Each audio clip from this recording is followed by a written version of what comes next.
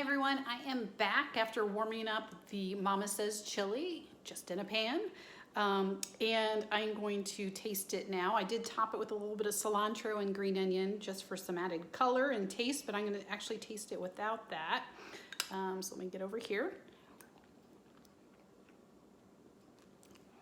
So this is very flavorful. I taste the wonderful tomatoes, and what I really like about this chili is it actually tastes homemade in the sense that you can see and taste, you know, there's kidney beans, I believe, in here. It looks like carrots and corn, probably pinto beans and some peppers and spices, of course.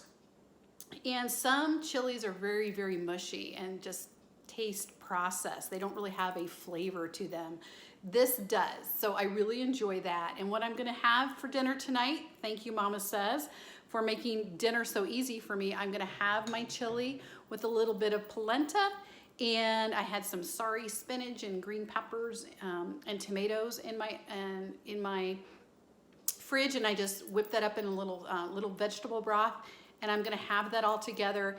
And I threw this together literally in like 15 minutes, and I'm ready to eat. And so is my husband. So thank you so much, and I hope you have a wonderful evening all, wherever you're at.